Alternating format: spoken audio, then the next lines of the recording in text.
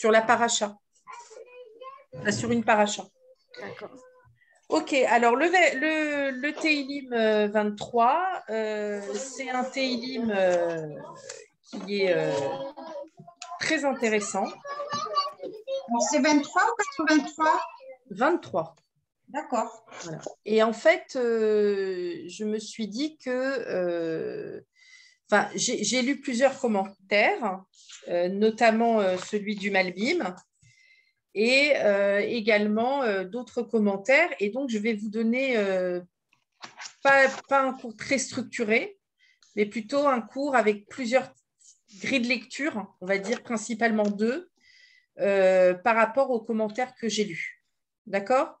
Alors, moi, ce qui m'intéresserait, c'est de commencer par le grand commentaire du Malbim, puisque je travaille dessus, et ensuite voir une deuxième grille de lecture qui, à mon avis, est assez proche de l'actualité. Bien. Alors, je vous lis le Teilim 23. Est-ce que vous avez pu le lire auparavant? Ouais, tu as pu En fait, moi, je me suis trompée. J'ai lu le 83. Ah, bon, je vais le relire. De toute façon, ce n'est pas un psaume qui est très, très long. Voilà. Alors, Mizmor les David, Adonai Roel Oersar. Psaume de David, Hachem est mon berger, je ne manquerai de rien. Binot, Déché, Yarbitseni, Almi Menuchot, Yenaaleni. Dans des prairies luxuriantes, il me fait camper, il me conduit au bord d'eau paisible. Nafshi Yeshovev, il restaure mon âme, Yan Cheni, Bemaagle Tzedek, me dirige dans les sentiers de la justice, les Maan Shemo, en faveur de son nom. Gam, qui Eler Beget Salmavet, dussé-je marcher dans la vallée de l'ombre, Lo Irara, je ne craindrai aucun mal, Kiata m'a dit, car tu es avec moi. Shif Techa ou Mishan Techa, ton bâton et ton soutien, Emma Yena Hamouni, seront ma consolation. Ta'aror, les fanai shulchan, dresse une table devant moi. Neget sorerai, à la face de mes persécuteurs. Dishanta va shemen roshi, tu as oint l'huile ma tête. Kosirevaya, ma coupe déborde. Artov va chesed, que seule la bonté Yerda et la grâce, Yir Defuni, me poursuivent, Kol Yeme Chai, tous les jours de ma vie, Veshafte Bevet Adonai, et j'habiterai dans la maison de Hachem, les Horer Yamim, à longueur de jour. Bien.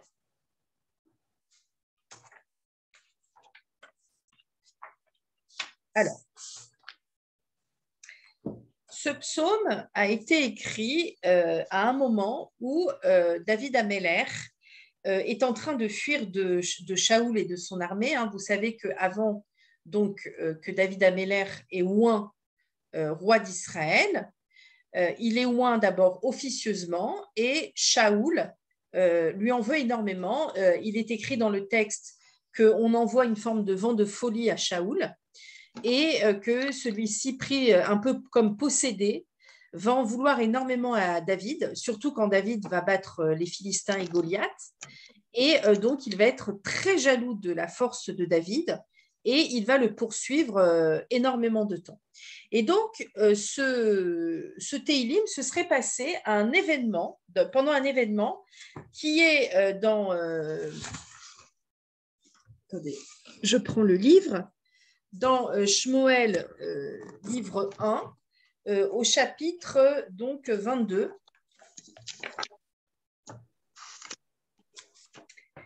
Et où, en fait, David, fuyant Shaoul et son armée, est en train de se réfugier dans une forêt, qui est la forêt de...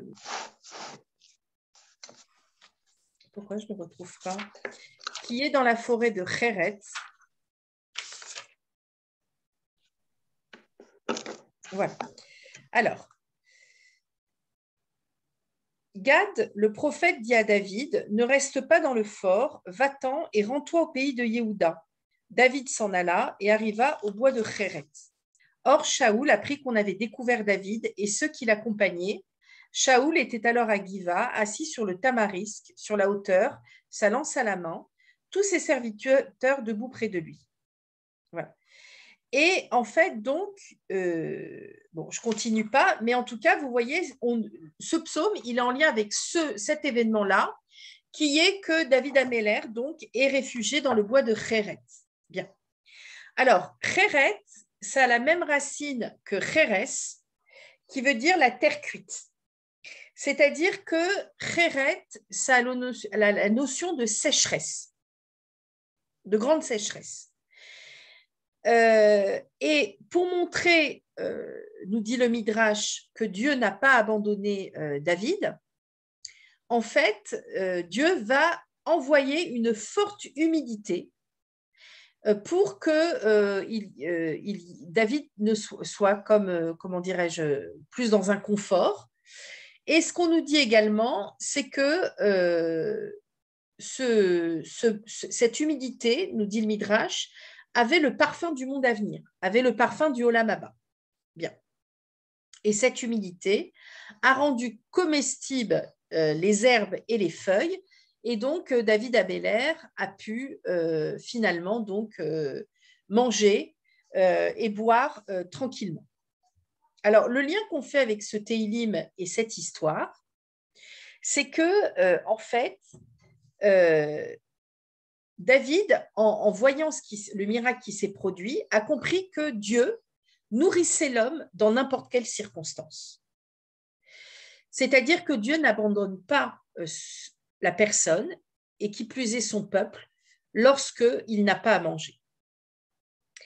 Et David Améler, nous disent les commentaires, va relier cette histoire à ce qui s'est passé pendant la traversée du désert, lorsque Dieu a fait descendre la manne tous les jours pour le peuple d'Israël. C'est-à-dire que ce qu'est en train de vivre ici David Améler dans la forêt de Cheresh est en lien avec finalement ce qu'a vécu le peuple d'Israël au moment de la traversée du désert, c'est-à-dire que Dieu finalement n'abandonne pas son peuple et finalement le nourrit à chaque fois. Alors, dans la Mishnah Broura, on nous dit que ce psaume est récité souvent entre Netilat Yadayim et le Motzi. Parce que quand on fait Motzi, finalement, eh bien, on va profiter de la subsistance. Et pour se dire que finalement, c'est Akadosh Baruch Hu qui nous permet d'avoir ces provisions, eh bien, il est de coutume, nous dit la Mishnah Broura, de lire ce psaume entre Netilat et Motzi. Myriam, tu es avec nous? Oui. Ah ouais, oui, ok. Oui. D'accord. Non, comme tu as éteint la caméra, comme vous n'êtes pas beaucoup, tu peux pas l'allumer par hasard. Mais tu es là, ok. Voilà. Ok, super. Comme ça, j'ai le sentiment d'être pas trop seule. Ok. Voilà, c'est un peu mieux ce soir. Ok.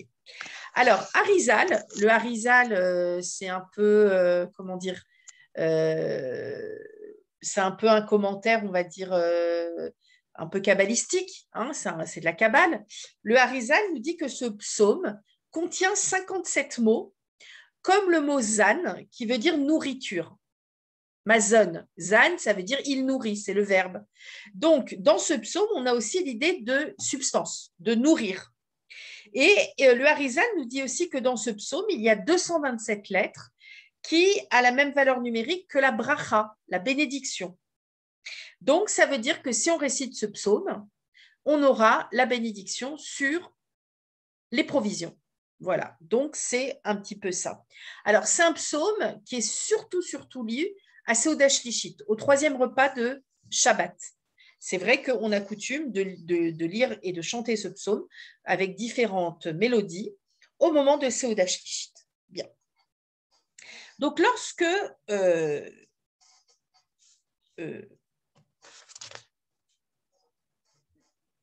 David Améler dit que Dieu est mon berger, il veut avant tout dire que Dieu pourvoit aux besoins humains et qu'il ne lâche pas finalement son peuple lorsqu'il a faim. D'ailleurs, il y a un autre verset dans un autre psaume, le 80, où il est écrit Roé Israël à Zina, Niak et Tson Yosef, berger d'Israël, prête l'oreille, toi qui mènes Yosef comme un troupeau. Puisque, donc, Roé Israël, c'est berger d'Israël, c'est encore Dieu, hein, il appelle Dieu comme ça. Il lui dit prête l'oreille, toi qui mènes Yosef comme un troupeau. Pourquoi il parle de Yosef qu'il a amené comme un troupeau? Parce que vous vous souvenez que Yosef a pris soin du peuple d'Égypte et aussi de ses frères, et donc d'Israël, au moment où il y a eu une grande famine en Égypte.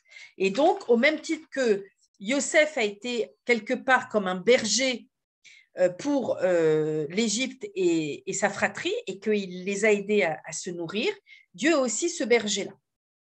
Et d'ailleurs aussi, dans Béréchit, dans la Genèse, au chapitre 48, verset 15, il y a un verset qui dit « À Elohim, à Roé Oti », et ça c'est Yaakov qui dit ça, le Dieu qui a pourvu, ici à Roé ça a le sens de pourvoir à mes besoins. Donc on voit que le terme de berger qui est assez récurrent dans le Tanakh a une connotation de celui qui va faire attention à mes besoins. Bien. On sait aussi, bien sûr, qu'il y a eu de nombreux personnages masculins qui ont été des bergers, comme Moshe, comme je vous l'avais dit l'autre fois, et que David, évidemment, était un berger, puisque Shmuel, le prophète Shmuel, lorsque Dieu va lui dire « Va chercher le dernier fils d'Ishaï », il est là, isolé, en train de faire paître son troupeau. On sait donc que David avait comme métier d'être berger. Alors, la grande, on va dire, qualité de David par rapport à son troupeau, c'est que d'une part, il faisait comme Avram. Je ne sais pas si vous venez à un moment, il y a un épisode avec Lot et Avram où ils ont chacun des troupeaux et les troupeaux de Lot vont aller paître dans le champ d'Avram, ce qui n'est pas le cas du troupeau d'Abraham. Et c'est pour ça que Avram va se séparer de Lot. Parce que finalement, on dit que les animaux, c'est un peu comme le berger, la personne qui s'en occupe, c'est-à-dire qu'ils prennent ses midotes, et que finalement, donc, Lot avait mal intégré la notion de générosité et d'entraide, et donc ces troupeaux profitaient aussi du pâturage des troupeaux d'Avram. Et donc, Avram a compris que Lot ne pourrait pas être sa descendance finalement, et qu'il devrait trouver sa descendance autrement, autre part. Et c'est à peu près après qu'il apprend qu'il va avoir un fils qui est Yitzhak. Et donc là aussi, on sait que David Améler faisait en sorte que son troupeau n'aille pas profiter des pâturages des voisins et que donc il apprenait à son troupeau à avoir les bonnes midotes. Et aussi, il s'occupait de chaque animal en particulier et lui donnait, comme Dieu le faisait avec les béné Israël au moment de la manne, il donne la subsistance à chaque animal selon ses besoins. Bien.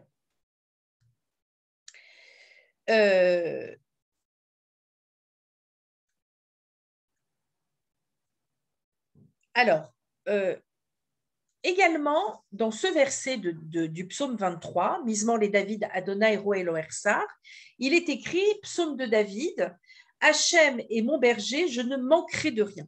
Et cette notion de chassar, de manquer de subsistance, c'est quelque chose que l'on voit aussi beaucoup au niveau du Birkat Amazon, puisque dans le Birkat, on va dire Loersar, hein, je veux pas être privé, mais en fait, cette privation, c'est surtout une privation dans le Olam Haba, dans le monde futur.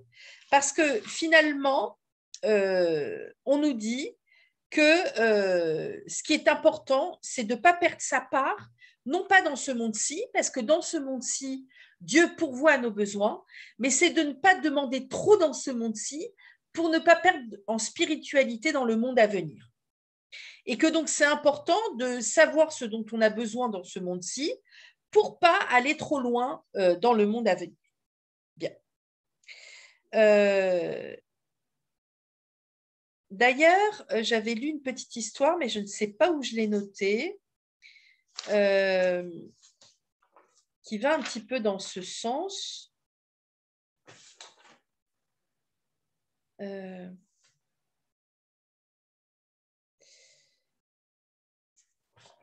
Excusez-moi, je relis mes notes, si je retrouve ça.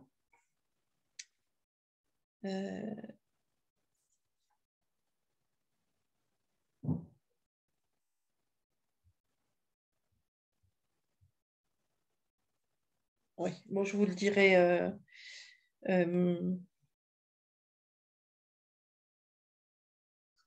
Oui, alors il y a un petit passage dans le Talmud, dans Ta'anit 25a, qui dit que Rabbi Hanina ben Dossa, en fait, il était en train de prier et à un moment donné, il a vu une main lui tendre du ciel un pied de table en or. Et il a compris finalement, mais ça je le redirai par rapport à un autre mot, il a compris finalement qu'il bénéficiait de quelque chose de l'ordre de la matérialité, de l'ordre de la subsistance. Mais en fait, après, il a fait un rêve où il a vu une table et il a vu que dans le monde futur, tous les justes mangeraient sur une table avec 3 pieds en or. Et donc, il a compris que s'il recevait un pied du ciel dans ce monde-ci, quand il serait dans le Olam Haba, alors il serait en train de manger sur une table avec 2 pieds en or. Et donc, il a compris que ça l'a, comment dirais-je, ça l'a stressé parce qu'il s'est dit, ben, je suis moins juste que les autres. Et donc, il a prié pour que le pied en or lui soit rendu au ciel dans ce monde-ci. C'est pour dire que finalement, il faut faire attention à ce qu'on demande dans ce monde-ci parce que des fois, on perd dans le monde futur. Voilà, donc c'est pour dire qu'en fait, Dieu sait ce dont on a besoin et il ne faut pas être dans une insatisfaction et demander plus que la part qu'on a. Et c'est un petit peu ce que David dit dans ce premier passage.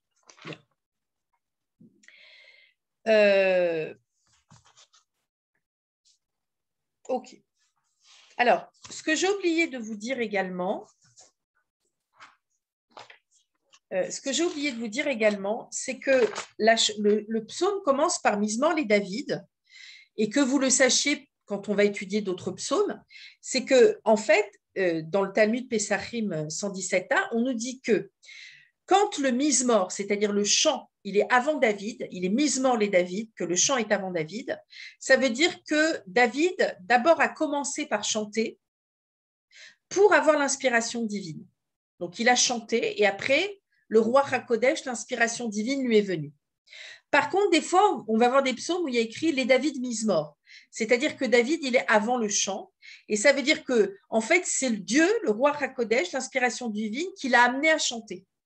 Donc, c'est-à-dire que finalement, David, des fois, ben, c'est le chant qui a amené le roi Hakodesh, l'inspiration divine, et ces fois, c'est Dieu qui a amené David à chanter. Donc là, on est plutôt dans un type où David a chanté, et après, il y a eu le roi Hakodesh. Et c'est un petit peu normal, puisque là, on est dans un épisode tragique de David Ameller. Il est en pleine forêt et il a besoin de chanter, d'exprimer quelque chose pour que Dieu, finalement, l'imprègne et qu'il ait la émouna et qu'il arrive à supporter ce qui est en train de se passer. Bien. Alors, on continue sur les versets. Voilà, donc ça, je vous l'ai dit, tout ça. OK. Alors, ensuite, on nous dit Binot déchets Yarbitseni. Donc, dans des prairies luxuriantes, il me fait camper. Al Mimenuchot Yena Aleni, et il me conduit au bord d'eau paisible. Alors, il y a des commentaires. Donc, je vous ai dit, je vais vous donner plusieurs grilles de lecture. Hein. Donc, ça, c'est une première grille de lecture. Il y a qui sont plutôt en lien avec la traversée du désert. Donc, dans le Midrash Shocher Tov, on nous dit que ces prairies luxuriantes, c'est-à-dire finalement quand c'est luxuriant, c'est que pareil, il y a eu de l'humidité. Hein, c'est en lien avec ce que je vous ai dit au départ, qu'il y a eu un miracle et que Dieu a apporté une humidité dans la forêt de Kheret, qui est une forêt asséchée, et que donc dans ces prairies luxuriantes, c'est-à-dire humides, eh bien, il peut camper. Hein. Akadosh Baruch Hu l'a fait camper. Bien. Alors, on nous dit dans le Midrash Shocher Tov que ces prairies luxuriantes, c'est une allusion au puits de Myriam. Vous vous souvenez que lors de la traversée du désert également, eh bien, les Béné Israël recevaient la manne, ça c'est le premier verset, mais également donc étaient abreuvés par le puits de Myriam. Et que là, donc, on a aussi le lien avec la traversée du désert et que là, donc, il est abreuvé par cette humidité qui est dans la forêt. Bien. Quelque part ici, vous savez que David Améler, on dit qu'il avait un petit peu les Neshamot du monde entier, les âmes du monde entier, puisqu'il a pris 70 années de la vie de Adam Arishon. Et que, si vous voulez, en lui porte aussi les Neshamot de Moshe, d'Abraham, Yitzhak, Yaakov, puisque Adam, c'est l'humanité finalement. Donc pendant 70 ans, David va porter cette humanité en lui. Les patriarches et les prophètes, etc.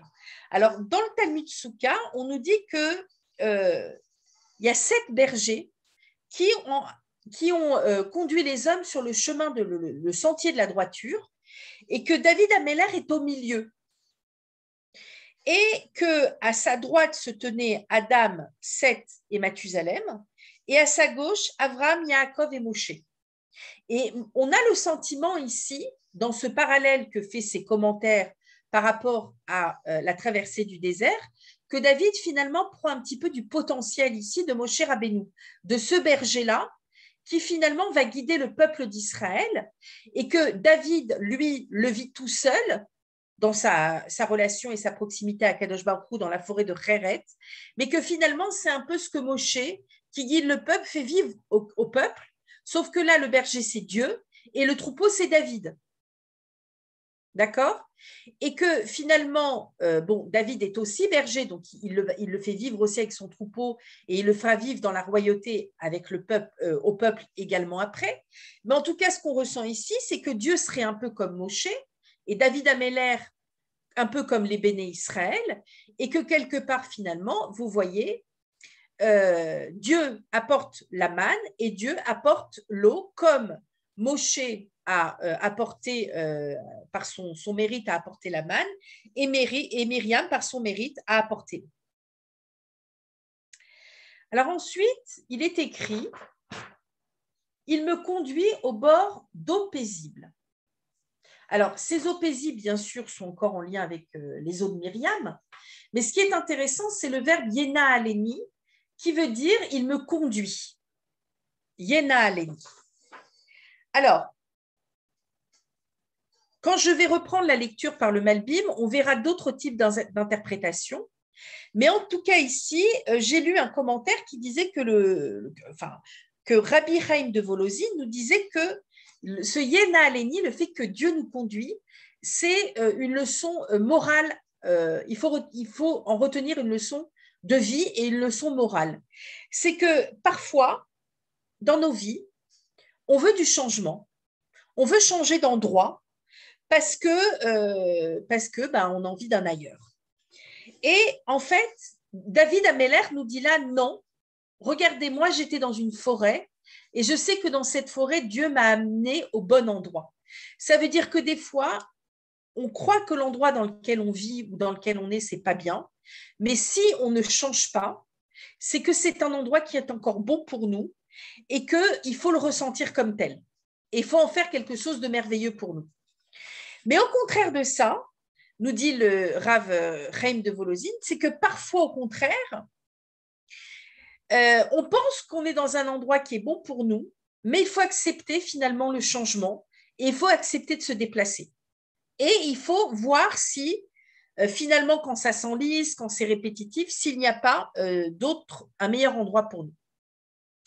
Et ça m'a fait penser à un verset de Genèse Rabbah, au chapitre 68, verset 9, qui nous dit pourquoi appelons-nous Dieu l'endroit? Vous savez que Dieu, il appelé aussi Makom, l'endroit. C'est un de ses noms aussi. Et il est écrit parce qu'il est l'endroit du monde. Ça veut dire que partout où il est, il y a le monde. Et pourtant, le monde n'est pas son endroit. Ça veut dire que finalement, l'endroit de Dieu, ce n'est pas le monde, puisque Dieu, il est en dehors du monde. Il est dans tous les espaces-temps. Mais par contre, Dieu est l'endroit du monde, parce que là où on va, là où on est, il y a Dieu. Et ce verset du Talmud veut nous dire que l'endroit où on habite, il y a Dieu. Donc, de toute façon, c'est bon pour nous. Et si ce n'est pas bon pour nous, il faut se donner les nécessités d'en sortir parce que peut-être que Dieu veut nous voir dans un autre endroit. Et c'est ce que nous fait ressentir David en nous disant, finalement, moi qui campe dans cette forêt en fuyant Shaoul, eh bien, je sais que je suis au bon endroit. Alors ensuite, il va dire Nafshi et Shovev. Mon âme, il restaure mon âme. Shovev, ça vient de Shav, nous dit Rashi, qui veut dire restaurer. Ça veut dire que finalement, il restaure en moi, il me donne de la vigueur, il me donne de la vitalité. Moi qui suis désespérée, Akadosh Baruch Hu me ranime et me donne une vitalité. Bien. Et ensuite, il me dit, me dirige dans les sentiers de la justice, Bema Aglet Tzedek. Il y a un traînis Bema Aglet Tzedek, et ce Maglet Tzedek, ça veut dire que il me fait prendre un chemin droit. Et c'est très intéressant parce que quand on va lire l'interprétation du Malbim, il va lire le commentaire complètement différemment. Et on le verra après. Parce que ce qui est intéressant, c'est que Tzedek, c'est la justice, comme Tzedaka. Mais normalement, la justice, c'est quelque chose de droit. Et on va voir que finalement ici, ce n'est pas tout à fait représenté par un chemin droit. Donc, on va le voir après. Bien.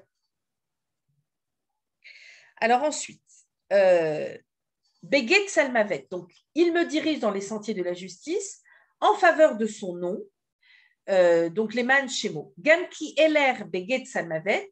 Dussé-je marcher dans la vallée de l'ombre, de la mort. Loïrara, je ne craindrai aucun mal. Qui Ataï m'a dit, car tu es avec moi. Alors, ce verset qui est un peu difficile, hein, puisqu'on parle de traverser la vallée sombre de la mort, qu'est-ce qu'il vient nous en dire? Alors, Rachid dit que cet endroit que David Améler appelle Beget Samalvet, c'est-à-dire l'endroit de la vallée de l'ombre de la mort, c'est en fait le désert de Ziph. Ce désert, on le retrouve dans un passage au chapitre 23, versets de 19 à 29, donc je vais le retrouver.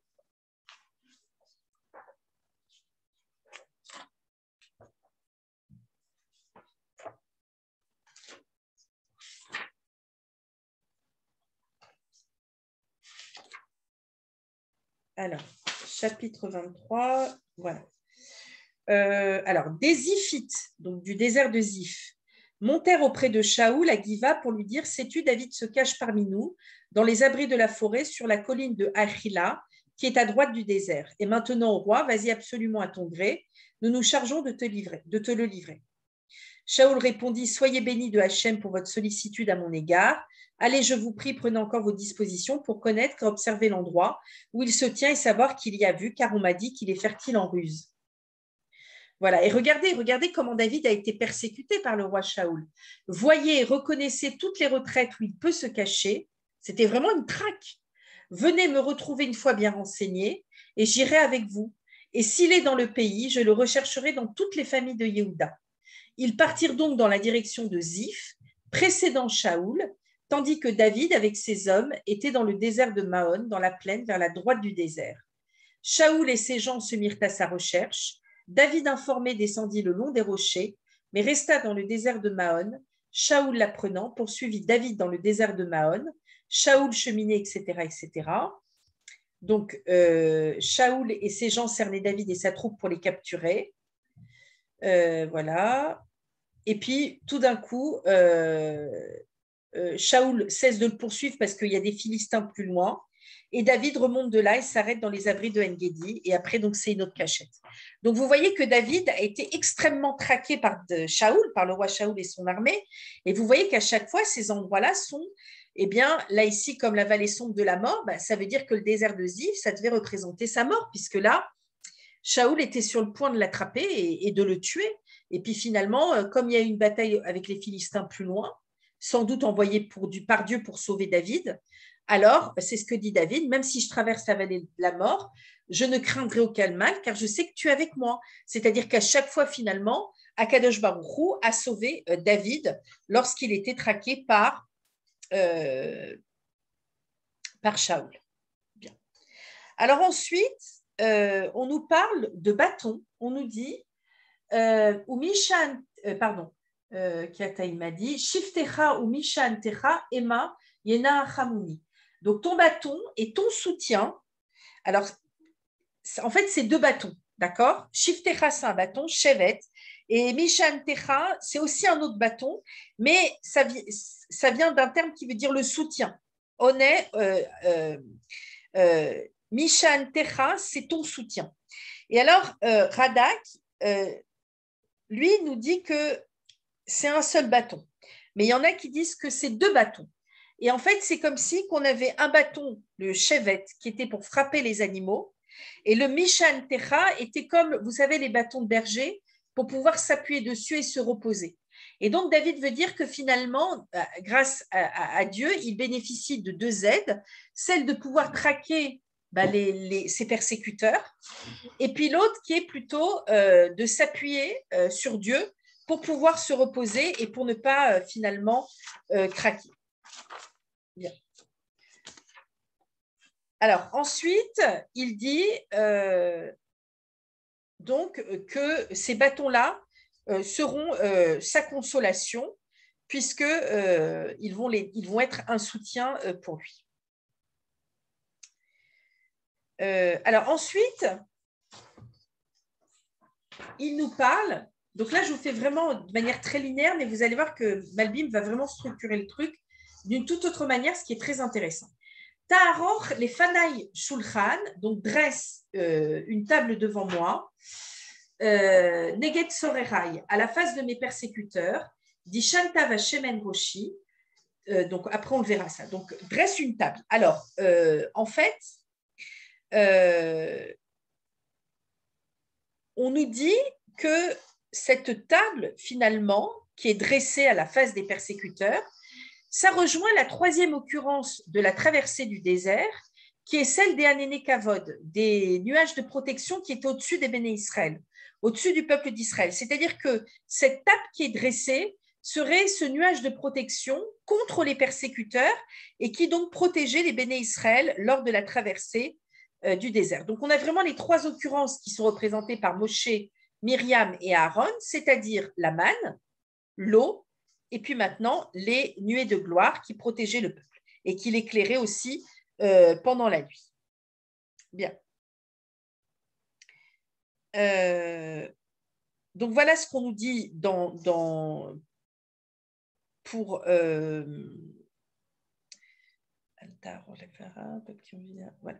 Donc voilà ce qu'on nous dit pour Taror les Fanal Shulchan. Vous allez voir que c'est complètement autre chose pour le Malbim. Et puis ensuite, on nous dit Dishanta ba shemen roshi. Donc tu as oint l'huile de ma tête. Alors Dishanta, ça veut dire oindre, ça veut dire que l'huile n'a pas encore séché et que ce qu'il veut dire par là, c'est qu'il sait qu'il est le roi et que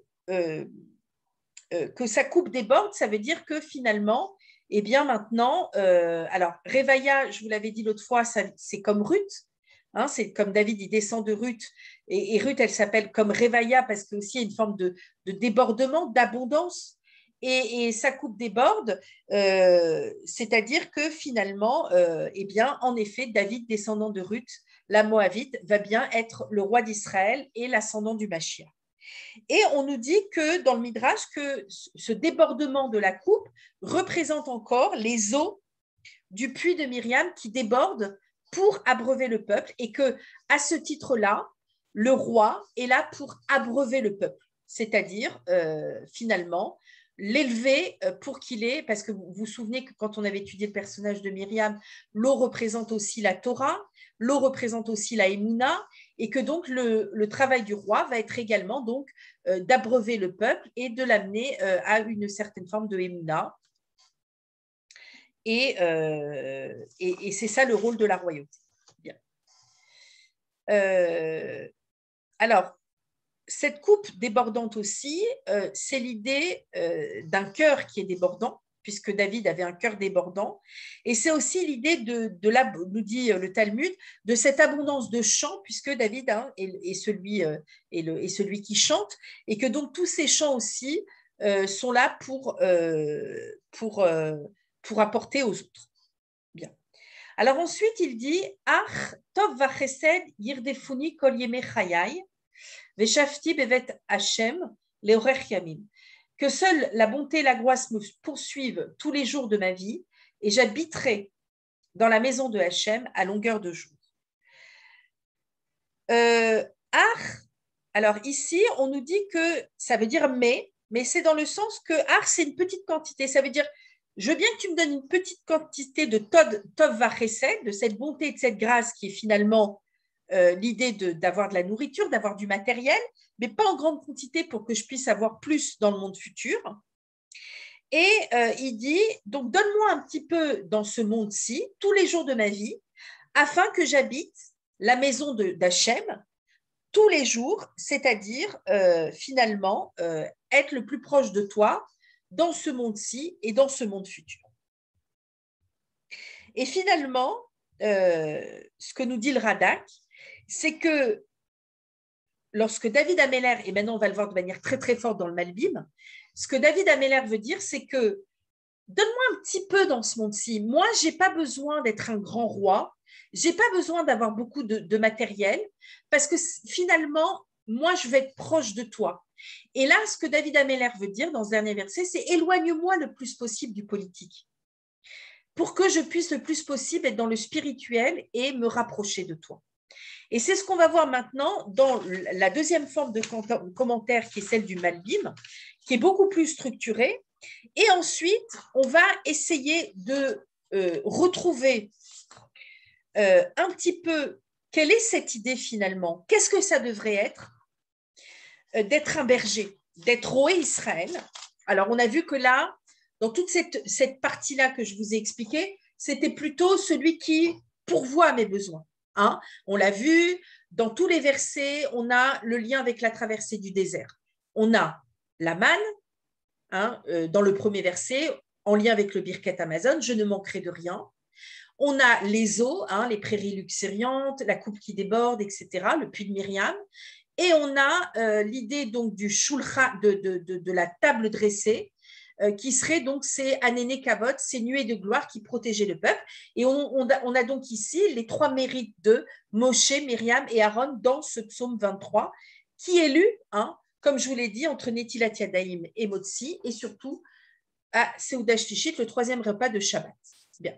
Donc on voit bien que le Roé, c'est avant tout celui qui subvient aux besoins du peuple, au même titre que le berger subvient, pourvoit aux besoins de son troupeau, et que déjà être Roé, Israël, c'est être ça, au même titre que Moshe, qui était d'abord le berger de troupeau, avant d'être le berger du peuple, parce qu'il fallait qu'il apprenne à faire attention à son troupeau et à subvenir à ses besoins pour pouvoir après demander à Dieu que les béné Israël, lors de la traversée du désert, soient le plus possible, comment on dit, sustentés, on dit, je ne sais plus. Enfin, voilà, ils aient le plus possible de biens matériels pour pouvoir ne pas être fatigués et traverser le désert, et puis accepter aussi d'avoir une élévation spirituelle. Sauf que David, il met une nuance, il dit attention, et c'est un peu comme la manne. Vous savez que Hachem, lorsqu'il donnait la manne, si on en donnait on en prenait de trop, le reste pourrissait. Hein, et donc, David dit ça, mais un petit peu, parce que nous, on croit que dans ce monde-ci, tu es là pour nous nourrir, mais il ne faut pas croire qu'il faut attendre trop de ce monde-ci. Il faut comme il se doit, parce que sinon, on ne comprend pas dans ce monde-ci, mais en fait, sinon, on va perdre dans le Olam Haba. Un peu comme je vous ai expliqué le pied en or, que finalement, Rabbi Hanina ben Dossa a voulu redonner au ciel parce qu'il a vu que finalement, s'il en bénéficiait d'un dans ce monde-ci, eh bien, il ne serait pas comme tous ces tzadikim qui en avaient 3 dans le Olam Haba, il n'en aurait que 2. Et que donc, c'était préférable d'avoir des pieds en or, c'est-à-dire le mieux finalement dans le Olam Haba. Bien.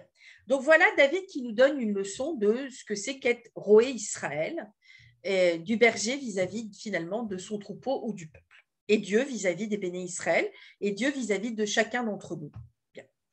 Alors, le Malbim, lui, va structurer le psaume 23 en y mettant les différentes étapes de la vie de David Améler. Donc, il va beaucoup plus individualiser le psaume 23 en parlant des différents moments de la vie de David Ameller.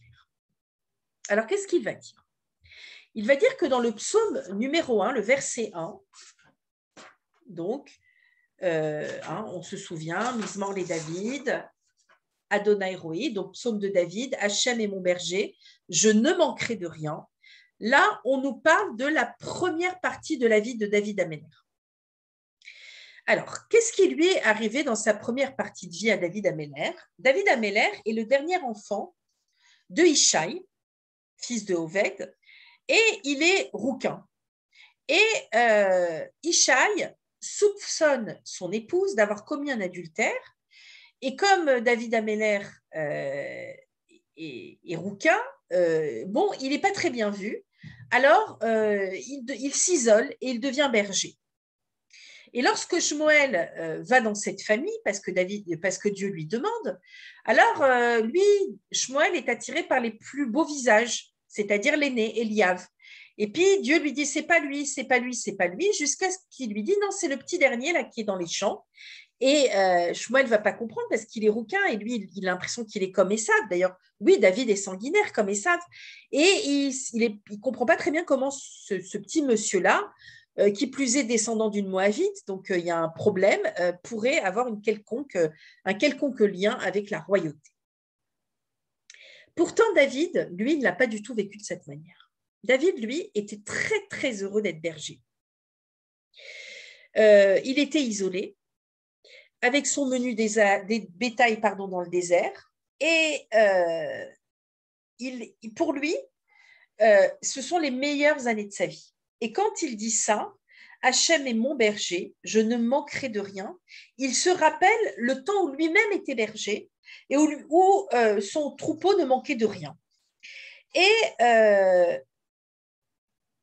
pour lui, c'est les meilleures années de sa vie parce que David Ameller était dans une immense intimité avec le Créateur, une immense proximité. Et comme je vous l'avais dit, je crois, la dernière fois, David Ameller est très heureux d'être proche d'Akadosh Baruch Hu. C'est ce qu'il tient. En fait, David, lui, il aime être exalté pour Dieu. Et donc, cette exaltation et cette proximité avec Dieu, il l'a vraiment ressenti à ce moment de la vie où il était berger parce que pourquoi? Parce qu'il était dans la nature et il était en lien avec la nature. C'est ce qu'on appelle en hébreu l'idbodedut, vous savez, une forme de méditation, d'isolement, et un peu comme quand on fait maintenant des méditations dans la nature. Et donc, lui, il était vraiment en lien avec son créateur et il faisait beaucoup de musique. Et il a senti, à ce moment-là, quand Shmuel est venu le chercher, que la royauté allait l'éloigner de la proximité avec son créateur. Parce qu'il allait devoir s'occuper d'autre chose qui était surtout de l'ordre du politique. Et donc, David Ameller se rappelle avec grande nostalgie. Et d'ailleurs, ce qui est très intéressant, c'est que lorsque, à un moment donné dans Shmuel, dans Sefer Shmuel, lorsque David va devenir roi, va être oint, eh bien, il va s'appeler Ani Vedal. Je suis pauvre et indigent. C'est-à-dire que c'est au moment où il va être roi que David va se sentir pauvre. Pourquoi? Parce qu'il va sentir qu'il va baisser en spiritualité. Et que c'était au moment où il était isolé qu'il était le plus dans la spiritualité. Ce qu'on peut comprendre finalement, puisque nous-mêmes, si on est seul dans la nature et qu'on essaye le plus possible de méditer, de se concentrer, on sait très bien qu'on va ressentir une proximité. C'est un peu comme quand on fait une randonnée dans la montagne et qu'on voit ce paysage époustouflant. On sent une plus grande proximité avec le Créateur que quand on est en ville, dans son boulot ou occupé à ses affaires. Et donc, David regrette parce que pour lui, c'est la royauté qui est pauvre. Et c'est être berger qui est riche. Bien. D'ailleurs, le Maharal de Prague va dans ce sens et dit que la simplicité est une élévation et que finalement, ça veut dire que tout ce qui est de l'ordre du spirituel est beaucoup plus limpide et simple pour l'humain et que c'est finalement le monde du matériel qui amène une forme de complexité et finalement complique les choses et notre discernement finalement par rapport à notre relation à Dieu. Mais il comprend que c'était la volonté de Dieu de le sortir de cette vie d'isolement et que cette volonté, c'était, au même titre que pour Moshe, par exemple, pour que David Améler devienne le berger du peuple. Alors, ce qui est très dur, c'est que ce que Dieu veut pour David Améler va amener David à vivre des choses extrêmement difficiles. Et il va vivre énormément de détours pour arriver à la royauté. Il va y avoir la poursuite de Shaoul, la guerre contre les Philistins, la problématique autour des femmes, avec le mariage avec Michal, qui va lui être enlevé après, puis l'adultère avec Bathsheba, la grande faute, dont il parle énormément dans les Théolim, puis l'histoire avec Abigail, puis ensuite les autres femmes, puis ensuite la trahison de son fils Avshalom. Donc, si vous voulez, tout ça l'amène à la royauté, mais de manière très difficile. C'est une ascension qui est extrêmement difficile. Et on comprend que David, au moment où il est poursuivi par Shaoul dans la forêt de Héret, a bien envie de retourner à cette vie de berger. Alors, le Malbim donne ici, à ce moment-là de l'explication, une forme d'allégorie. Et il dit, c'est un peu comme ce que fait Akadosh Baruch Hu avec tout ce que va vivre David Améler pour accéder au trône, à la royauté suprême. Il le fait un peu à l'image d'un roi qui mettrait son prince, son fils, dans une petite maison, dans un petit palais, mais très éloigné du royaume. Parce que le prince a envie d'être un petit peu isolé. Et à chaque fois, donc, le roi va faire brûler la maison du prince. Et à chaque fois que le prince va reconstruire une maison, ça va être une maison qui va être de plus en plus proche du royaume. Eh bien, nous dit le Malbim, c'est ce qu'a fait Dieu avec David Améler. C'est-à-dire que chaque événement était petit à petit pour le rapprocher du royaume, pour qu'il se reconstruise et se rapproche petit à petit du royaume.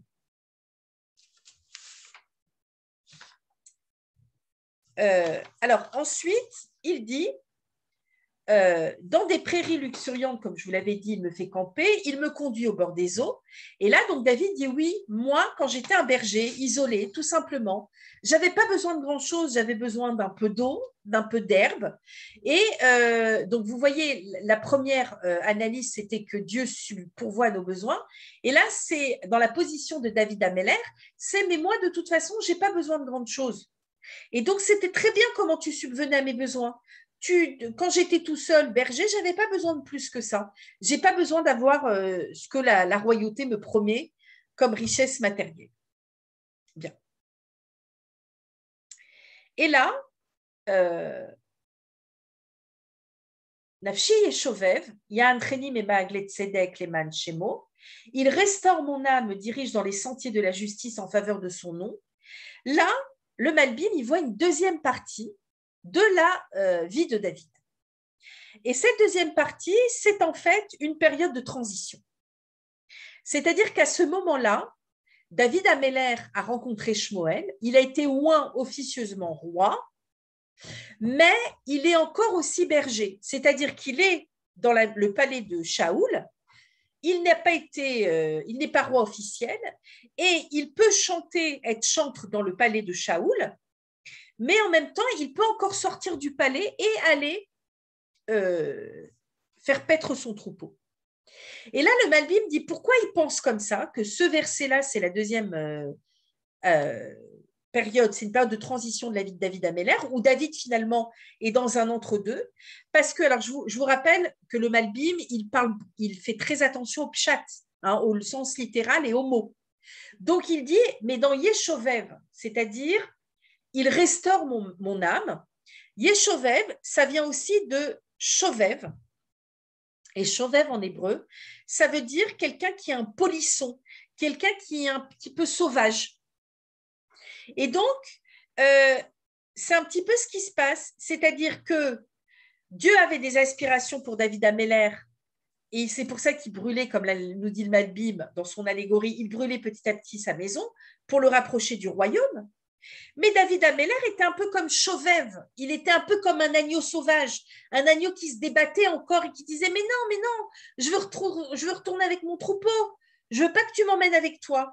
Et donc il se débattait avec le berger, et donc il était dans le palais, il faisait de la musique pour Shaoul, mais il se sauvait de temps en temps, retrouver le troupeau.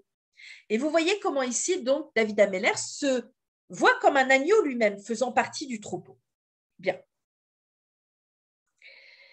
Mais il dit, j'ai compris que pour moi, tu avais d'autres aspirations puisque tu m'as fait tuer Goliath alors que j'étais tout petit par rapport à lui et que de cette histoire-là a découlé que je devienne quelqu'un d'important dans la guerre et dans le royaume de Shaoul. Bien. Alors, vous vous souvenez que je vous avais dit que me dirige dans les sentiers de la justice. Comme la justice, c'est droit, alors c'était qu'on avait un chemin, qu'Akadosh Baruch Hu nous pouvait nous mettre dans un chemin droit, un chemin plus facile pour nous. Et pourtant, ici, il y a un oxymore. Vous savez ce que c'est qu'un oxymore? C'est quand deux mots se contredisent les uns à côté des autres. Par exemple, un clair-obscur, c'est un oxymore. Par exemple, quand on dit… en poésie, on en utilise pour donner des sensations autres. Imaginez en poésie, je dis une nuit lumineuse. Ça, c'est un oxymore. C'est-à-dire que c'est deux termes qui se contredisent l'un avec l'autre. Alors ici, il y a un peu de ça parce que Bémagle et Tzedek, ce qui est intéressant, c'est que ce maglé qu'on a traduit par les sentiers, en fait, ça a la racine de agol. Et agol, c'est un rond.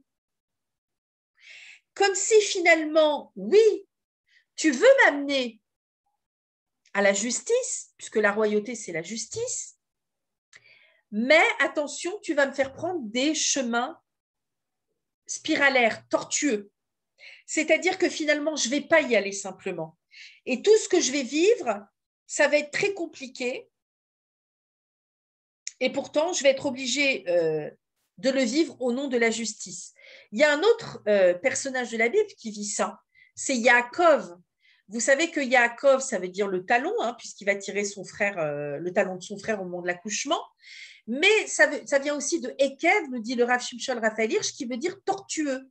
Et on sait que Yaakov, c'est, alors je ne sais plus c'est dans quel verset d'un prophète, je crois que c'est Isaïe, qui dit, Isaïe qui dit que finalement, les béné Israël, c'est comme ça, c'est-à-dire qu'à un moment donné, le chemin est tortueux pour ensuite devenir un chemin droit. Et en fait, je ne me souviens plus en hébreu comment on se dit ce verset, mais en fait, il y a les deux occurrences, c'est-à-dire il y a l'occurrence de Ekev qui est tortueux, sinueux, et il y a l'occurrence de Yachar, qui veut dire droit, et on entend dans Israël. Israël, c'est Yachar Laël, et ce sont les deux noms de Yaakov, Israël. C'est-à-dire que toute l'histoire du peuple juif, c'est de passer par des sentiers sinueux, tortueux, hein, comme on vit actuellement aussi, pour un jour devenir vraiment Israël, c'est-à-dire finalement que notre vie soit droite, c'est-à-dire limpide. Et donc là, il y a un peu cette idée-là, c'est-à-dire que quand on veut atteindre une certaine forme de droiture, de justice, ça ne se fait pas comme ça. Ça ne se fait pas de manière droite. Ceux qui veulent arriver au Hémet, à la vérité, c'est toujours, à l'image de Yaakov ou de David Ameller, en prenant des chemins sinueux. Ceux qui sont dans le monde de la vérité, c'est jamais très simple pour eux. C'est ceux qui sont dans le monde du mensonge où ça va très vite. Et d'ailleurs, je crois que je vous l'ai déjà dit, mais j'avais lu un proverbe comme ça là sur Facebook que j'ai adoré, où il disait quand le mensonge prend l'ascenseur, la vérité prend l'escalier. C'est-à-dire que finalement, quand on est dans un monde de sheker, de mensonges, tout va très très vite. On peut tout obtenir très très vite. L'argent, la maison, tout. Mais quand on veut une vérité, quand on veut rester droite, dans une droiture, les chemins sont beaucoup plus sinueux. On a beaucoup plus d'obstacles. Et des fois, on a envie d'aller dans le sheker, on en a marre. C'est trop dur. Mais on sait qu'à un moment donné, il y a Charles à elle. Ça sera droit vers Dieu. Parce que la vérité, elle va s'ouvrir. Vous voyez? Et c'est un petit peu ce que nous dit là dans ce Bema Aglé Tzedek.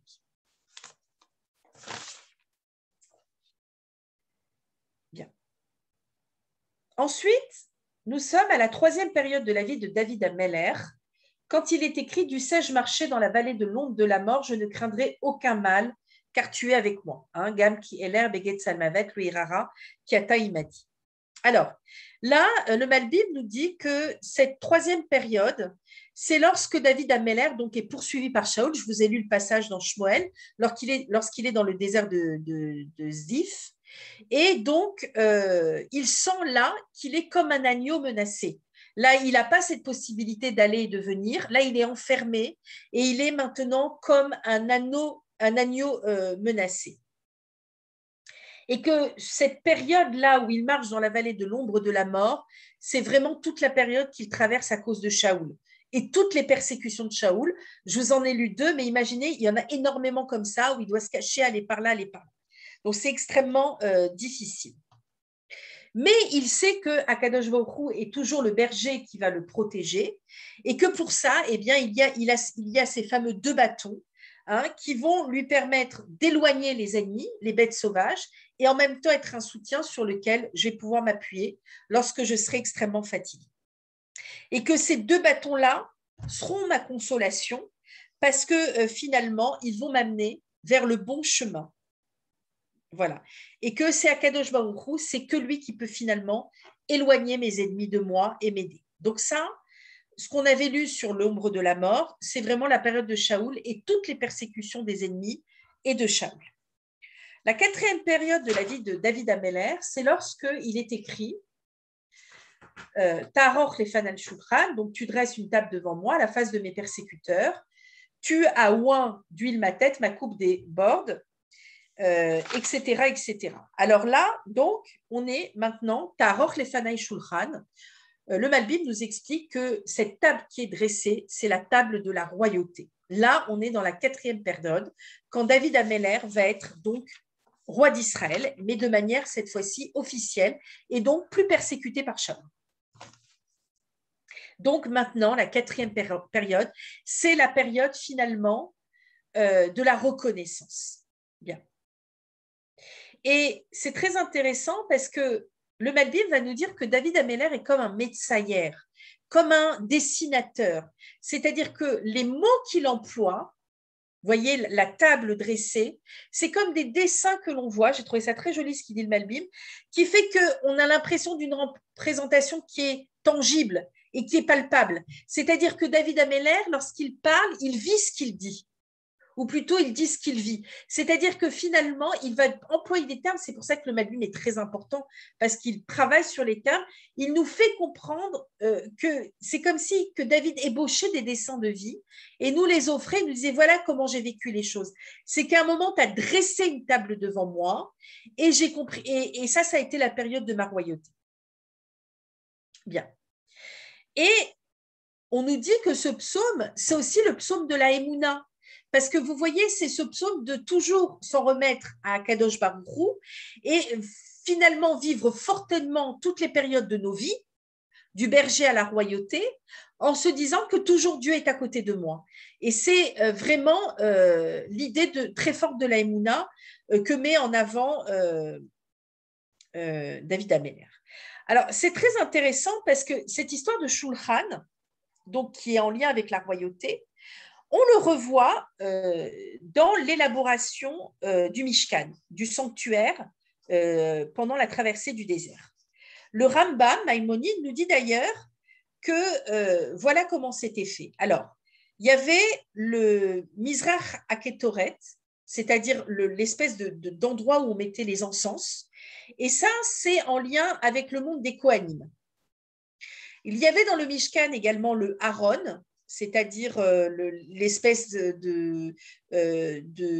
d'armoire où il y avait la menorah, et ça, c'est en lien avec la Torah. Et il y avait le Shulchan, où il y avait les 12 pains d'abondance, et ça, c'est en lien avec la Malchut. Donc, même dans l'élaboration du sanctuaire, le Shulchan, de toute façon, ça représente la royauté. Et nous dit le Rambam, autour de ces 3 objets, qui sont donc la table, le Haron, je ne sais pas comment traduire Haron, c'est une armoire, quoi, et le Mizrach HaKetoret, l'endroit où il y avait les Ketoret, alors ils avaient tous les deux une espèce de bordure, et que cette bordure, elle s'appelait le zer, et que ce zer, c'est aussi un symbole de la couronne, de la royauté. Voilà. Alors, et là, il nous dit, finalement, le Haron, la couronne de la Torah, elle est pour tout le monde. La couronne de la prêtrise, c'est-à-dire l'endroit où il y avait les encens, elle est pour les descendants d'Aaron, pour les Kohanim et les Lévis. Et la couronne de la royauté, donc qui entourait le Shulchan, la table, ce sont pour les descendants de David Améler, c'est-à-dire pour toute la génération qui va nous amener jusqu'au Mashiach. Voilà. Donc en ça, le Shulchan représente vraiment donc la symbolique de la royauté. Et donc David Améler dit moi, je ne vais pas manger par terre maintenant, je vais manger sur une table à la face de mes persécuteurs, parce que finalement, ces persécuteurs, ces Tsorerai, ne vont pas me mettre par terre, ne vont pas me mettre à terre, et ils ne vont pas m'empêcher de prendre le pouvoir.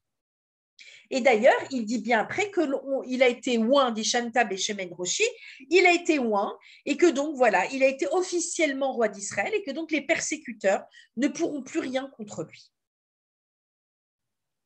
Et il va dire, ma coupe déborde, c'est-à-dire que moi qui avant buvais comme un agneau au bord de la rivière, nous dit le Malbim, et bien cette fois-ci, je bois une coupe de vin en abondance. Et regardez maintenant comment va rebondir le Malbim. Nous, on avait dit que ce har, que seulement, ce mais, eh bien, c'était de dire, bon, donne-moi un peu dans ce monde-ci et beaucoup dans le monde futur. Mais le Malbim dit que ce har, eh bien, ça veut dire que seulement la bonté et la grâce me poursuivent tous les jours de ma vie et j'habiterai dans la maison de Hachem à longueur de jour. Ça veut dire, même si je sais tout ce que tu as fait pour moi, pour m'amener à la royauté, et que tout le chemin sinueux que j'ai pris, le Mahagle Tzedek que j'ai pris, c'était pour m'amener à la royauté, et que je me rends compte, comme un fils se rend compte ce que son père fait pour lui, eh bien moi je te dis que malgré cette beauté et cette grâce qui me poursuivent tous les jours de ma vie, eh bien moi je te dis que je préférais ma vie d'avant, c'est-à-dire que moi, tout ce que tu as fait pour me sortir de l'abstinence, eh bien tu l'as fait malgré moi et que moi je ne veux pas de la royauté. Et regardez pourquoi il dit ça le Malbim, toujours en prenant très à cœur les racines des mots, parce qu'il dit Tov vachesed yirdefuni, la bonté et la grâce me poursuivent. Yirdefuni, ça veut dire poursuivre, mais radaf, ça veut dire un agresseur. Et là aussi, on a un oxymore. Ça veut dire que c'est comme s'il disait la bonté et la grâce m'agressent, sont mes agresseurs. Vous voyez comme ça se contredit. C'est ça qui est fort chez le Malbim, comment il trouve les contradictions dans les mots, hein, comme Mahagle Tzedek. C'est-à-dire, cette grâce et ce tov, mais moi, ça m'agresse. C'est comme un agresseur pour moi. Et je veux le fuir finalement, ce bien et ce récède. Parce que ton but, toi Dieu, ça a été de m'amener à la félicité, c'est-à-dire à la coupe de vin, à la table, au shulchan. Mais moi, ça m'agresse tout ça, ce tov vachesed, parce que c'est pas ce que je voulais. C'est pas ce que je me voulais. Parce que en fait, et c'est comme ça qu'il conclut le Malbim, et j'habiterai dans la maison de Hachem à longueur de jour, parce que moi, en fait, je préférais le temps où je résidais dans la maison de Dieu tous les jours de ma vie, c'est-à-dire lorsque finalement j'étais le plus près de toi, quand j'étais berger. C'est-à-dire que finalement, le palais, la royauté, fait écran avec son envie de privation.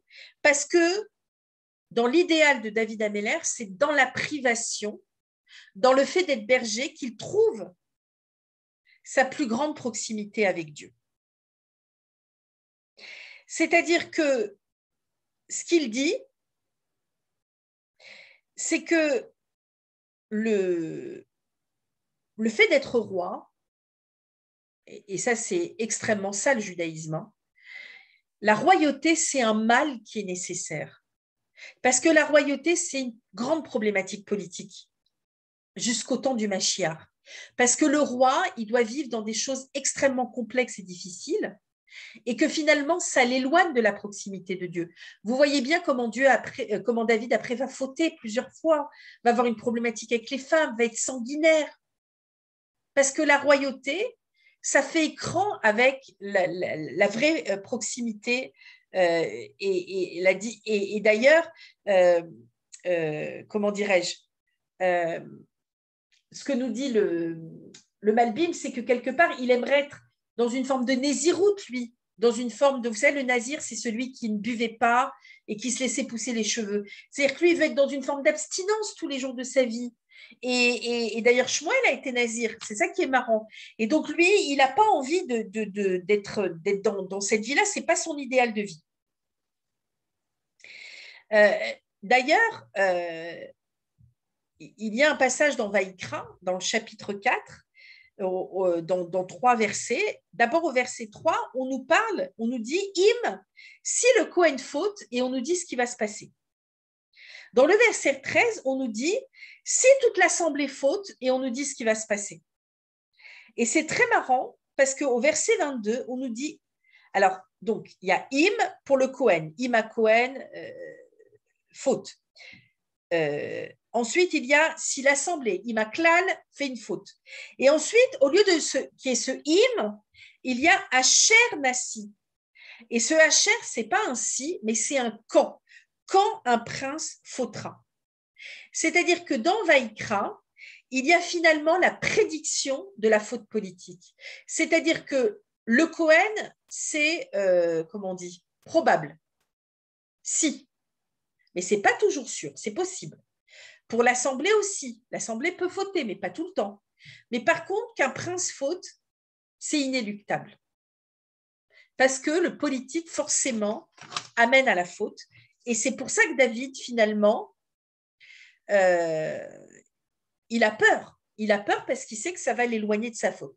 Et d'ailleurs, c'est pour ça qu'il a quand même chanté au son et joué de la musique, de la harpe, parce que voilà, le vent le réveillait au son de la harpe et ça lui permettait d'étudier et de faire étudier la cour. Et puis également, il a toujours fait des guerres, l'ishma, c'est-à-dire au nom de Dieu, pour, si vous voulez, toujours rester proche de Dieu. Mais il y a une véritable tension. Et ce qui est extraordinaire finalement dans ce psaume, c'est qu'on voit que des fois, on a des aspirations et on ne veut pas être autrement que ce qu'on a envie d'être. Et puis, on peut pas, on a d'autres destins, on a d'autres statuts, on a d'autres devoirs envers l'humanité et on est obligé, mais que des fois, peut-être, il y a des gens, on croit qu'ils ont des fonctions, des postures très fortes et qu'ils sont heureux comme ça, mais peut-être que ce n'est pas vraiment ce qu'ils voulaient. Moi, je sais qu'il y a des rabbinim, par exemple, qui ont ouvert des keilot, des yeshivot, et ça s'est beaucoup agrandi, mais ce n'était pas forcément ce qu'ils voulaient. Qu'il y ait autant d'ouailles autour d'eux qui croient en eux. Et des fois, ça les dépasse leur fonction. Ils auraient préféré être un petit rave tout discret, dans sa petite yeshiva en train d'étudier toute la journée. Et tout d'un coup, ça devient un gadol, un grand. Mais il y a des gens qui, forcément, n'aspirent pas. Et des fois, le klal, l'assemblée, elle demande trop à ces gens-là. Et elle les, comment on dit, et elle les idéalise. Et puis, elles en font quelque part un peu une idole, une image figée. Et elles enlèvent toute l'humanité de la personne. Et dans le judaïsme, il y a ce danger-là aussi. Alors que peut-être la personne, elle voulait être tranquille, elle voulait être en doutes et elle ne voulait pas être aussi importante pour les autres. Donc, vous voyez, c'est un petit peu ce qu'il dit. Ça veut dire que des fois, on est dans… Alors, le Raphaël de Volosi dit, oui, mais même ça, c'est Dieu qui le voulait, il faut être content de ça. Parce que des fois, on est dans des endroits et on aimerait bien être ailleurs, mais finalement, c'est cet endroit qui nous convient. C'est-à-dire, toi, tu as envie d'être gadol, mais peut-être que c'est cet endroit qui te convient d'être isolé, que tu n'es pas trop connu par les autres. Et puis des fois, au contraire, tu as envie d'être isolé, mais en fait, ton rôle, c'est d'être quelqu'un de grand et il faut l'accepter aussi. Donc des fois, la vie, elle n'est pas juste, mais il faut accepter et vivre le mieux possible, quelque part, notre part de destin.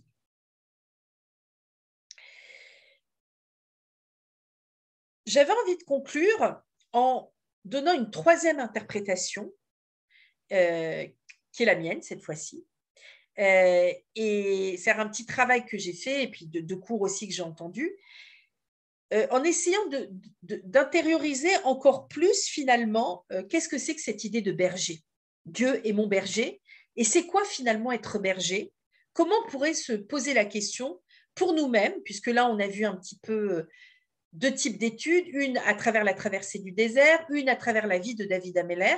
Et maintenant, finalement, qu'est-ce que c'est qu'être un berger?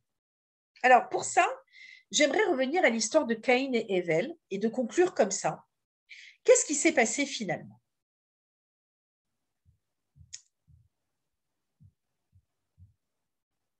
Et peut-être c'est un peu en lien avec l'actualité.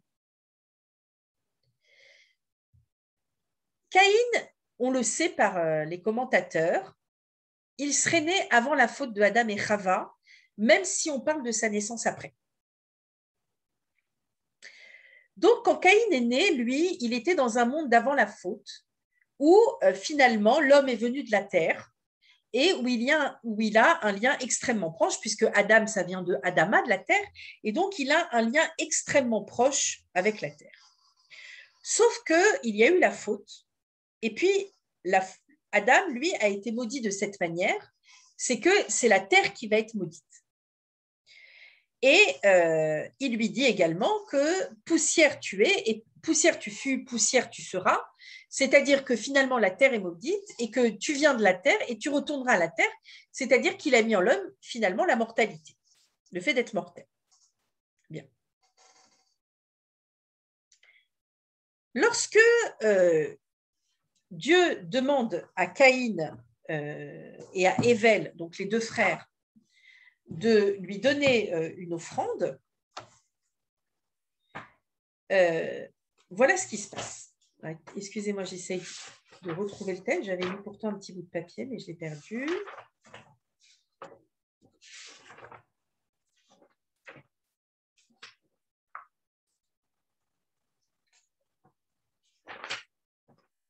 Ok, ah, voilà. Non, c'est pas ça. Oui.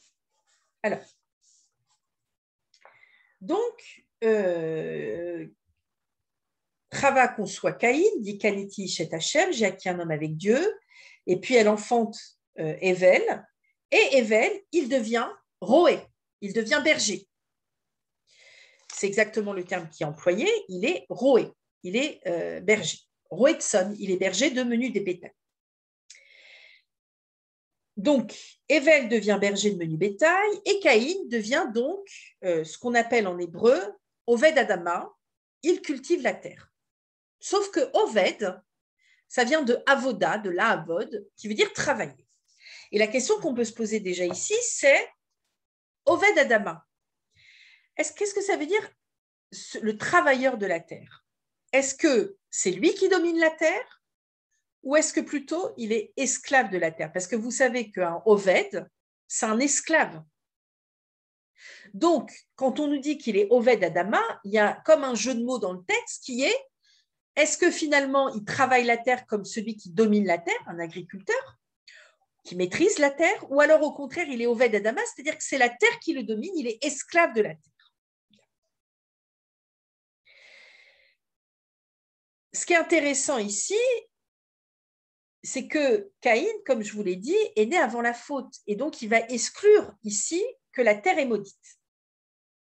Et puis au bout d'un certain moment, il va présenter donc ses fruits de la terre à Kadosh Baruch Hu en offrande, et Èvel, lui, va offrir ses premiers-nés de son bétail, de leur partie grasse. Et donc Hachem va accepter les offrandes de Èvel, comme vous le savez, et va refuser celles de Caïn. Et Caïn va être très triste, son visage va être abattu, et le Seigneur va dire, pourquoi es-tu en colère?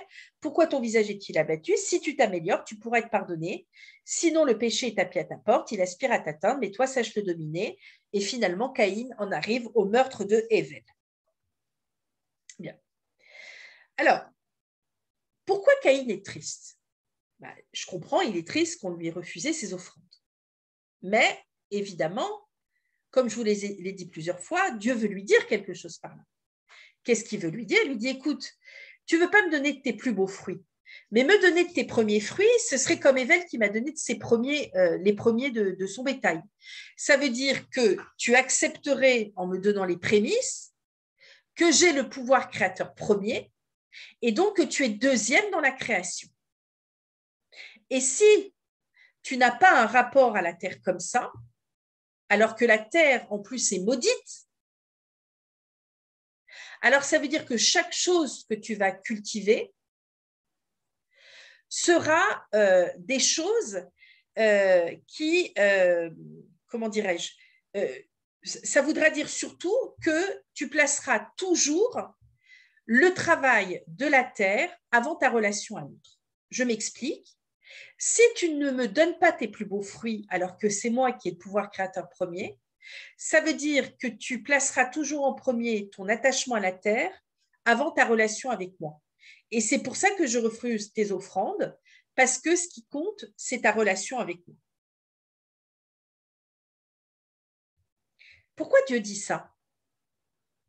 Pourquoi Dieu dit à Caïn, ce qui compte avant tout, c'est ta relation avec moi et pas ta relation à la terre? Parce que la faute originelle, ça a été ça. Ça a été que Adam, Arishon et Chava ont placé en premier leur attachement à la terre puisqu'ils ont mangé de l'arbre de la connaissance du bien et du mal avant leur relation à Dieu qui lui leur demandait de ne pas toucher du fruit de l'arbre de la connaissance du bien et du mal. Donc, à ce moment-là, qu'est-ce qui s'est passé? Dieu dit à l'homme, puisque tu as eu plus d'attachement avec mes créations qui viennent de la terre, c'est-à-dire l'arbre, et pas à ma relation avec. Ça va, Alexandra, tu suis? Ça va? Et que tu n'as pas placé comme important ta relation avec moi, alors, à ce moment-là, eh bien, la terre va être maudite. Parce que ce qui compte, ce n'est pas la terre, ce n'est pas le fruit de ma création, mais c'est ta relation avec moi. Et ça va être comme ça pendant tout le Sefer jusqu'à la sortie d'Égypte. Ce qui compte, c'est notre relation avec ce Dieu de réjouissance. C'est ce qu'il dira au moment de la sortie du désert. Bien. Ce qui est très intéressant, c'est que lorsque Caïn tue Hével, parce qu'il ne comprend pas, ça le rend dingue finalement que la terre ne passe pas en premier, parce que lui, il est dans la terre d'avant la faute. Et pour lui, ce n'est pas la relation qui compte, mais c'est le rapport au Gan Eden finalement. Alors qu'il y avait une transition, et c'est ce que Dieu fait lorsqu'il interdit le fruit de l'arbre de la connaissance du bien et du mal, cette transition, c'est attention, vous êtes au Gan Eden en pleine relation avec moi limpide, puisque Adam regardait le monde comme à travers l'écorce d'une orange, nous dit le Midrash, mais attention, le fait que je vous donne un interdit, c'est pour qu'il y ait une phase de transition entre votre relation avec moi et ce que vous devez faire par rapport à la terre, puisque vous êtes des hommes sur terre et pas dans le ciel. Le problème, c'est que ni Adam ni Caïn n'écoutent cela. Et regardez ce que va faire Caïn. Il va tuer Hével. Et lorsque Hachem va dire à Caïn, où es-tu? Comme il l'avait dit à Adam, où es-tu? Ce qui veut dire où en es-tu? Regardez ce que répond Caïn à Dieu. Il lui dit, quand il lui dit, où est Hével, ton frère?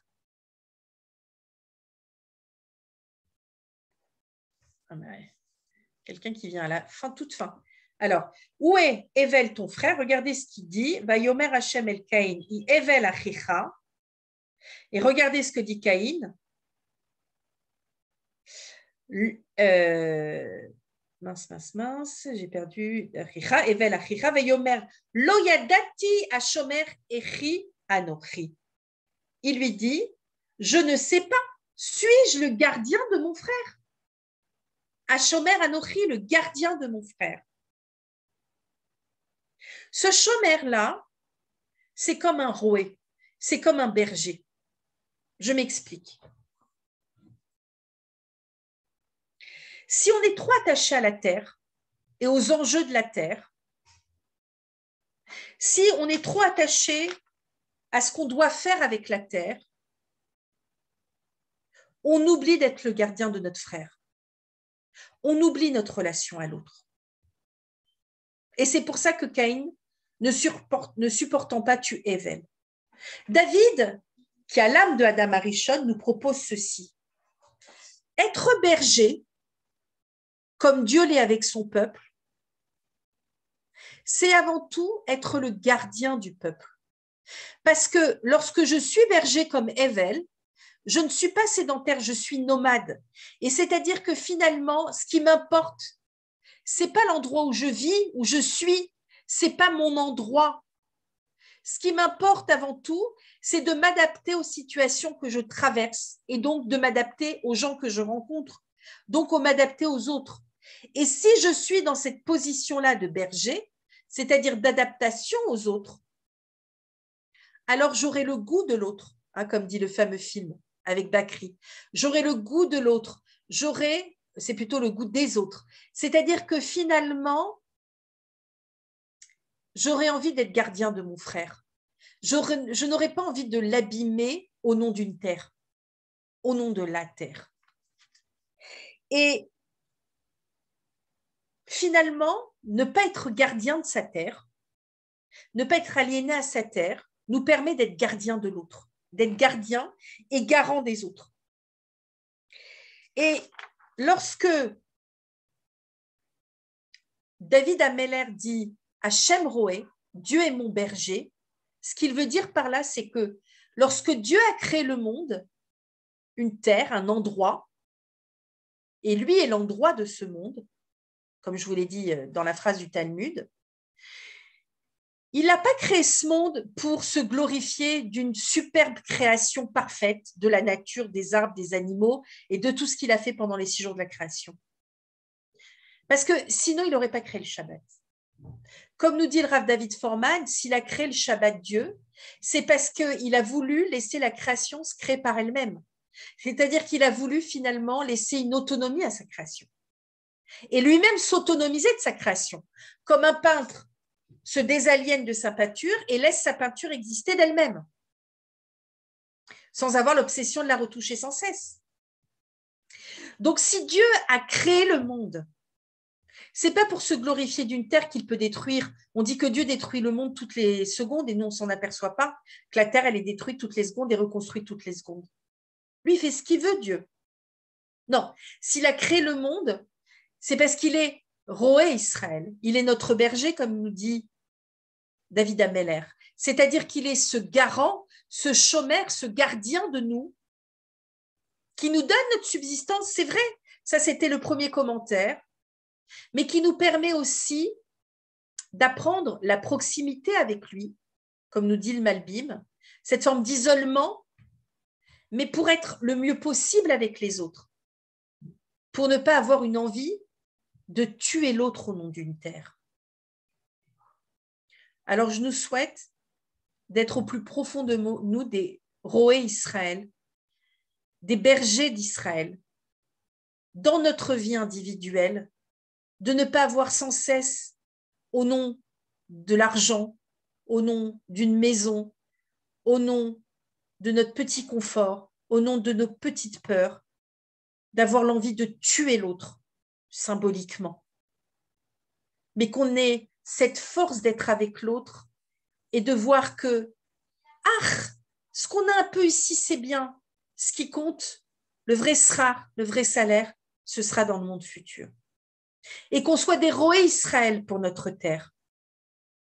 Que quels que soient les enjeux politiques auxquels je ne me mêle pas parce que je n'y comprendrai jamais rien, que nous, en nous, on ne soit pas des nationalistes dans le mauvais sens du terme de notre terre, qu'on ne brandisse pas des drapeaux d'Israël en les frôlant au visage d'autres personnes pour penser qu'on est des héros, mais qu'on vive notre terre en toute humilité pour y faire des mitzvot, pour apporter du bien, pour sublimer cette si jolie terre qu'on a tant envie de revoir et qu'on ne peut pas revoir à cause de la crise sanitaire. Et qu'on n'en fasse pas un enjeu politique, parce que David, il voulait s'éloigner du politique. Il voulait juste être un roé, un berger. Et on peut être un roé Israël en terre d'Israël, et même dans la Médinat Israël, dans l'État d'Israël. Ce roé, finalement, qui sera un soutien pour l'autre, quelles que soient ses différences politiques, religieuses, quelles que soient culturelles, quelles que soient aussi ses différences de religion, quelles que soient aussi ses différences politiques. Essayez enfin de trouver un minimum d'union humaine pour pouvoir être le berger de l'un et de l'autre. Parce que quand on n'est pas le berger, eh bien on tue son frère. Et quand on tue son frère, eh bien après, Dieu nous dit, où es-tu? Où en es-tu? Et on continue à être dans des chemins, des Maaglé Tzedek, c'est-à-dire des chemins si sinueux qu'on tente encore de trouver une certaine droiture, qui je l'espère, parce que j'espère que le Mashiach arrivera bientôt. C'est trop, d'ail, ça suffit. Alors, on aura trouvé la droiture, le Israël, le Yachar Laël, la droiture vers Israël, et qu'on sera enfin tous réunis sur cette si jolie terre, et qu'on sera tous de jolis bergers, et qu'il n'y aura plus besoin finalement de troupeaux, mais juste des bergers qui vivent les uns avec les autres. Inematov ou Naïm, Shevet Achim Gamiachad, comme il est bon et agréable de vivre et de s'asseoir tous les frères ensemble. Amen. Shabbat Shalom, Chag Shabbat Sameach, Shalom. et à très très très bientôt. Merci d'être resté. Je sais qu'au début, j'ai toujours un peu peur quand il n'y a pas beaucoup de monde parce que je ne sais pas ce que ça va donner. Ce n'est pas parce que j'ai besoin qu'il y ait 50 personnes à mon cours, mais c'est moi, en fait, avec moi-même, je ne sais pas. Et puis finalement, Baruch Hashem, on a les cohortes, on a la force qu'on a. Et merci Alexandra d'avoir été là. Judith, je ne sais pas si tu es en dessous d'une table ou en train de préparer une valise, mais merci d'avoir été là. Merci beaucoup Myriam d'avoir été là et Anne-Marie aussi à la toute fin. De toute façon, là, c'est enregistré. Voilà, Chag Sameach et Shabbat Shalom. Razak, merci Stéphanie. À très bientôt. Ciao. Merci À beaucoup. bientôt. À À bientôt. bientôt. Bye Au bye. revoir à toutes. Bonne soirée. Au revoir. Bisous. Ciao, ciao.